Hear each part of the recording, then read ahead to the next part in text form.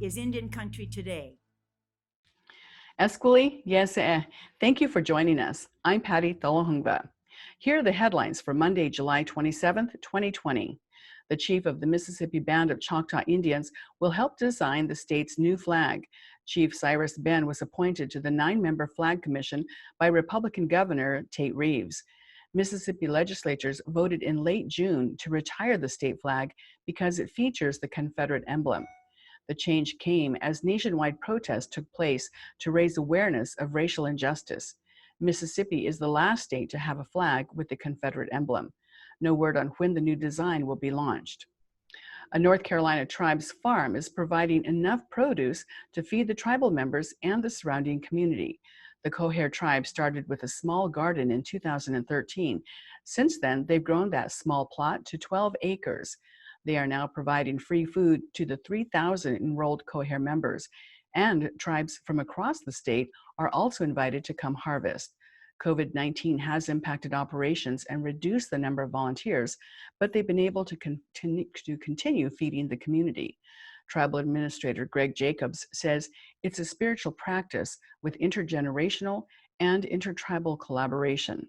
The tribe is selling sorghum syrup to help sustain the community farm. A popular American Indian foods restaurant is changing the way it's doing business in this pandemic. For 11 years, Tokabi has catered to the large urban Indian community in Denver. Ben Jacobs, one of the owners, says he's following in his parents' footsteps. The whole concept originated actually with my parents. Had a restaurant in 1989 called Gray Horse, American Indian Eatery, that we kind of based our concept off of. So we always say they were the prototype for what we do today.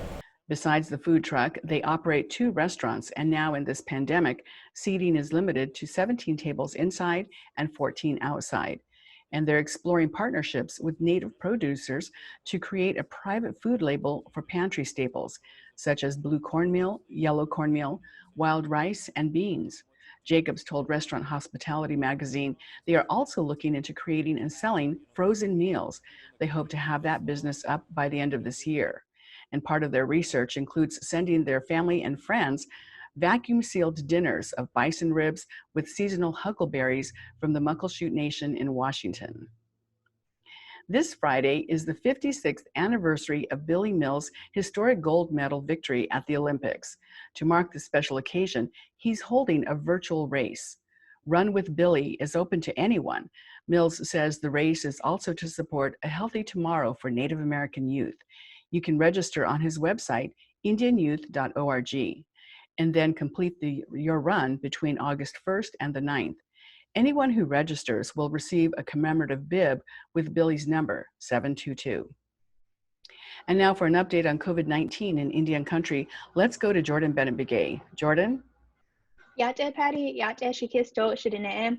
world's largest COVID-19 vaccine trial kicked off today in the United States. Approximately 30,000 volunteers lined up to help test the shots. This experimental vaccine was created here in the United States, one of the several candidates in the race for a vaccine worldwide. And this experimental vaccine was developed by the National Institutes of Health and Moderna Inc., a U.S. biotech company. Volunteers won't know if they're getting the real shot or if they're getting a placebo. After 2 doses, scientists will closely track which group experiences more infections as they go about their daily routines, especially in areas where the virus is still spreading. And these huge studies are not only a test to see if the shot works, but to check if the vaccine is safe. And NIH Director Francis S. Collins said, quote, "Having a safe and effective vaccine distributed by the end of 2020 is a stretch goal, but it's the right goal for the American people." Several other vaccines made by China and Oxford University in Britain began smaller final stage tests in Brazil and other hard-hit countries earlier this month. Now let's take a look at the latest COVID numbers from our database. There are 15,031 positive cases and 620 deaths in the Indian health system.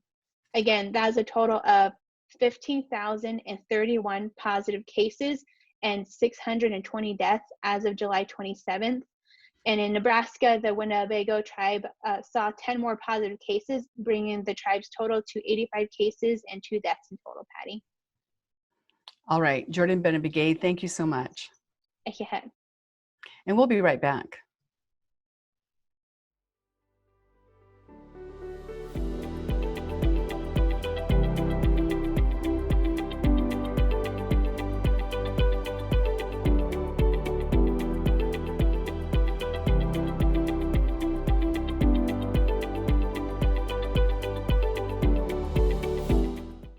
This is Indian Country Today. Welcome back. This moment in time is revealing how much disparity there is in Indian country. Everything from decent medical care to housing, running water, and even the lack of grocery stores. As more news reports show the third world living conditions on many tribal lands, 3 organizations are teaming up to conduct a survey to get a deep understanding of what's going on. It's called the Indigenous Futures Survey, and it's being led by Illuminative, the Native Organizers Alliance, and the Center for Native American Youth. Stephanie Freiberg is a professor of psychology at the University of Michigan. Her research centers on how social representation of race, culture, and social class influence the development of self, the psychological well-being, and educational attainment. She received her doctorate degree from Stanford and is inducted into the Multicultural Hall of Fame there. Welcome, Dr. Freiberg. Thank you. Nice to see you, Patty. And Kendra Basendi is the interim program manager at the Center for Native American Youth. She's also an undergrad student at Stanford University, and she's a published author. Welcome, Kendra. Thank you. Happy to be here. Let's start with you, Kendra. How did the survey come about with the 3 organizations? What drove you to decide to create this in-depth survey at this point in time?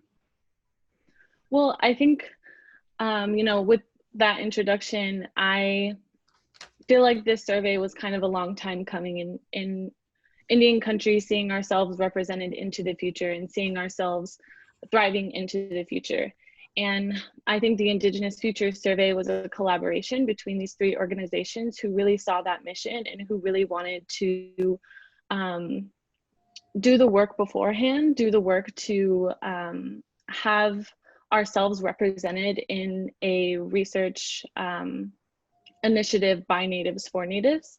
And so I think it's really trying to see ourselves into the future and trying to see our communities into the future. You estimate the survey takes about 15-20 minutes or so to complete. It's pretty well in depth with a range of topics, not just centered around the coronavirus and how people are living in and how it's impacting Native Americans, but also issues and you're asking for thoughts on do you vote, are you registered? And also your state of happiness, your well-being, and all of these different issues that you're looking at. How did you come up with such a range of topics for the survey?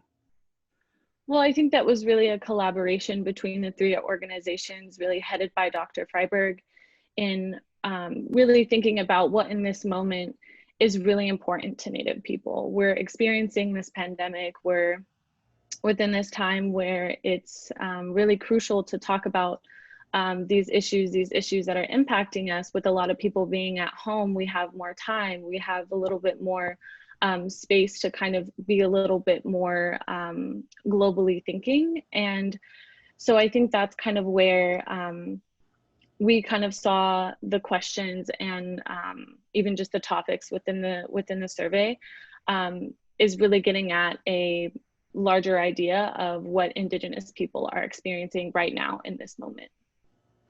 All right, thank you. Dr. Freiberg, this, again, when you go through the survey and you take a look at all the questions there, some of them are I really stopped and had to think about where I saw myself. You have a picture of a ladder, and the question is, where on this ladder do you see yourself in terms of success? And that made me really stop and think, how are you defining? And that's a personal question. How are you defining success? Yes.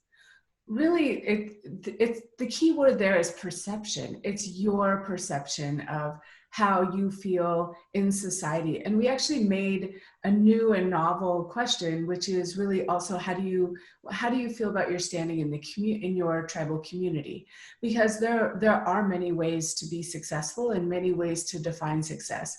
But what we know from the literature is that how one perceives themselves relative to their community matters. And in this case, people have multiple communities. And so we will be able to look at those questions relative to where people live, how important being Native is. So it's really a great way for us to assess overall well-being, but also engagement with community and how that connects to things like voting behavior, trust for institutions, your hopes for your community in the future. And again, in this pandemic, we're looking at the disparities, and there are some questions on that. How were you before COVID-19? What was your standing there? And are you getting some surveys in now? Are you starting to look at the answers that you've received so far? We have been. I have a team, an amazing team of scholars who are helping to put together a report. It's really important to us that we get this data, and the minute the survey is over, we're ready to turn it into a report that benefits Indian country. And so we already have over 2,600 Native people who've participated. You know, of course, the bigger the voice of Native people, the more impact that data will carry in terms of what's important for our community. And also really some of the variation in our communities, right? And we know that Native people are an extremely diverse group of people. And so the concerns in one community is going to be different than concerns in another tribal community if you're an urban Native versus a reservation Native. So they're really important issues for us to unpack, but it truly is an opportunity for us to give voice in areas where Native people often don't get a voice. And the survey is pretty much based on the person being truthful and saying whether they are from an enrolled, from a federally recognized tribe, they're enrolled in that tribe, and where they live, whether it's in the city or whether it's on the reservation. Yes, it is.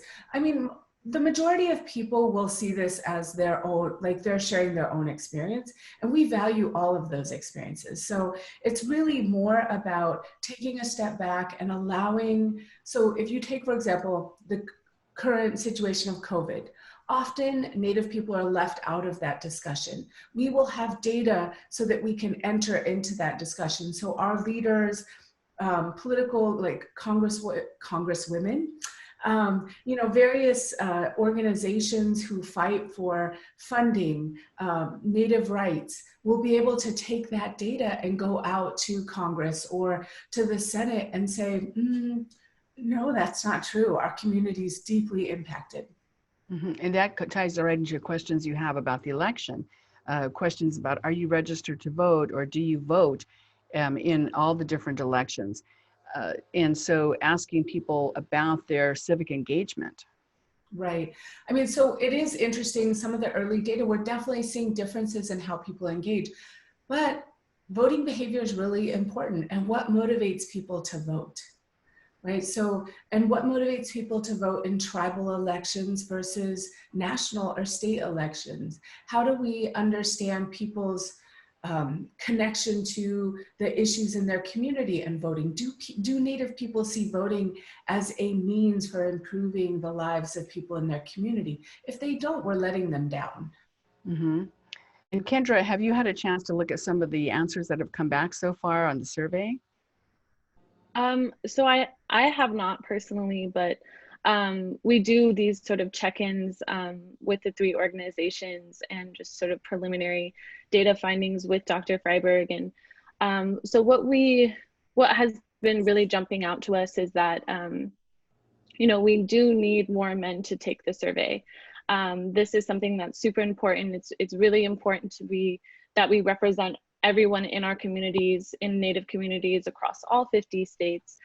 So we need more men, we need our elders to take the survey, and we also need our relatives in rural and reservation communities to also take the survey as well. This is something meant for all of Indian country and is supposed to capture all of our experiences, you know, no matter where we're living, and really no matter our tribal affiliation, things like that. And so it's something that's really meant for all of Indian country. So we do need all of our relatives to take it. But something also really cool that we're seeing is that our youth are really stepping up and, are taking the survey, are sharing the survey out, which is really awesome. And we really want to see more of that. And we really want to see our, potentially our youth helping our communities really achieve this goal and achieve this mission. We just did a push out to tribal communities and Native organizations at colleges and universities. So we're really hoping that can reach a majority of young Indigenous networks that, can go out and then Sure. Engage our relatives as well. And so, Dr. Freiberg, because the survey's online, is that perhaps could that be part of the issue with trying to reach tribal people or elders on reservations? One of the disparities that we're seeing is the lack of broadband access on reservations. Right. So ideally, we would have sent people out into tribal communities to recruit, but given the pandemic, we were not able to do that. But what is nice is that the survey can be taken on a phone, a tablet, or a computer. So it's set up to modify to the device that it's being shown on. So again, I think as Kendra was pointing out, if we can get youth to go sit with their grandparents, assuming that they have been really safe, to get those voices in the future, we will be out in communities doing this. But right now, what's most important is keeping our elders safe and healthy. And is this one of the surveys by natives, for natives, and in this scope of a survey? Well, I mean, this has long been a dream of mine to be able to carry out such a survey, and hopefully in the future we'll continue. There have been large surveys of different tribal communities, a lot of surveys like epidemiological surveys, but in terms of a survey that's about giving Native people a voice and allowing us to say what's important to us, what we prioritize, this is definitely the first. And you've extended the deadline. So Dr. Freiberg, what is the deadline to turn in that survey? So the deadline is August 15th.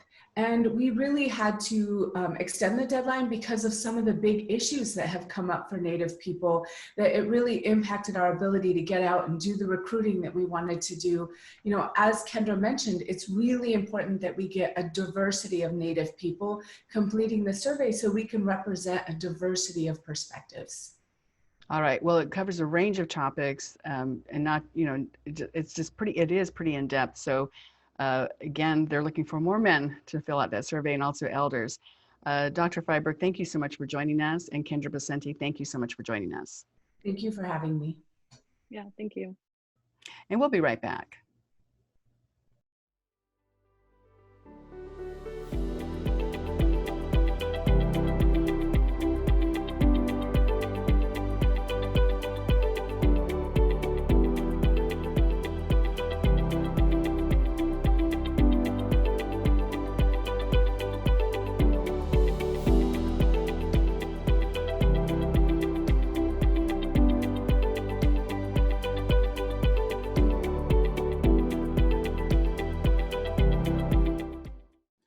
Jonquilyn Estes is our national correspondent based in Anchorage. She joins us to talk about the development of a copper and gold mine in Bristol Bay and how COVID-19 is impacting the fishing industry.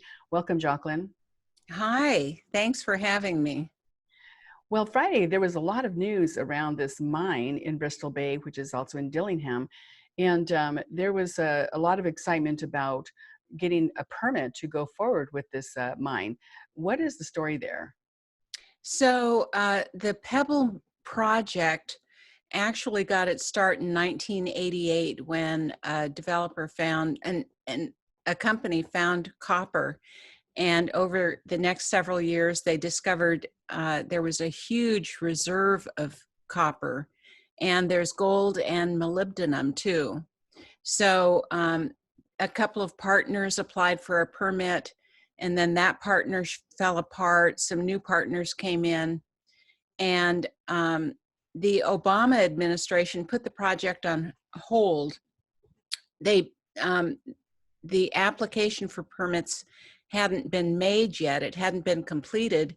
And the Environmental Protection Agency basically said, no, don't even apply for a permit, because the impact on groundwater, surface water, and fisheries, they decided would be too great. And it would basically destroy an enormous fishery. And then the Trump administration opened it back up again. And a couple of years ago, the Pebble Partnership applied for permits, for federal permits. And it went through a couple of stages with different draft environmental impact statements coming out. And what happened on Thursday is the final environmental impact statement was issued. And that is the groundwork, that lays the foundation for the U.S. Army Corps of Engineers decision on permits under the Clean Water Act. So it's a major milestone. It sounds like a major milestone with the report and now the U.S. Army Corps of Engineers. And in that area, in Bristol Bay, they provide half of the world's sockeye salmon. And so that's the concern of the local native groups there, is that salmon will now be in danger. Put at risk. Yeah, put at risk. So the mine, let me just talk about the mine a second, because as I started and I'll tell you the executive summary of the final EIS, it is over 100 pages long. I haven't even, there are so many sections to the final EIS, I don't even know how long it is. But, and the level of detail that it goes into about the mine is just extraordinary. And the mine itself is huge. So there would be an open pit mine. They would take 1.4 billion tons of earth and ore and take it out of the ground and process it. There would be a port. So the mine is across Cook Inlet from the Kenai Peninsula. So there would be a fuel line that would go under Cook Inlet, come back up on the ground, go under Lake Iliamna, which is the biggest lake. I think it's the third biggest lake in North America. The line would come back up and then go to the mine site. There would be a port, 2 ferry terminals, roads. I mean, it's really, really a big project. So, and it's in the headwaters of Bristol Bay, which, as you said, produces about half of the world's sockeye salmon. And it's been going on for, decades. And Alaska natives have been living off that fish for thousands of years. It's a very much a staple of the native diet.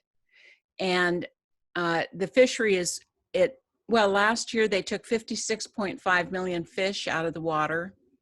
And that fishery created 14,000 jobs, and it's valued at about $300 million per year in revenue. So meanwhile, the Pebble mine over 20 years would be worth about $350 billion. So everybody, I mean, there were over 100,000 comment letters on the draft EIS, or the preliminary final EIS. So it's attracted a huge amount of attention and interest. Well, we're following the story because it's not over yet. There's still another report coming out at the end of the year. But it's interesting to look at the stock. The price of the company rose like 400% between the first of the year to last week. And then the stock dipped on Friday with the news of this latest ruling. Yeah, well, the final EIS it's a report. It's not really a decision, but the U.S. Army Corps of Engineers basically said so the final EIS lays out options or alternatives, and the Corps of Engineers pretty much said all of them are fine. None of them will harm fish. And so actually I'm a little surprised that the price of the stock plummeted or dropped on Friday, because it seems to me like the report is encouraging if you own stock in the Pebble Partnership. Well, there's so many moving parts to this. We'll continue to follow that. You're now also working on a story about how COVID-19 is impacting the entire fishing industry.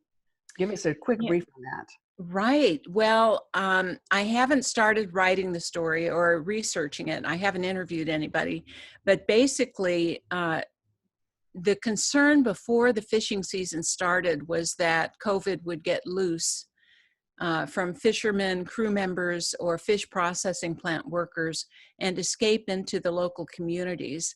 There are communities, of course, where locals work in the industry.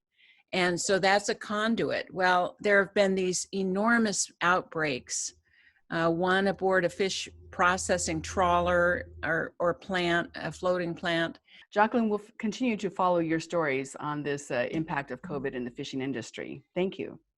Thank you for having me. And thank you for watching. Take care of yourselves. Your life is precious. I'm Patty Tholohungba. Thanks for watching.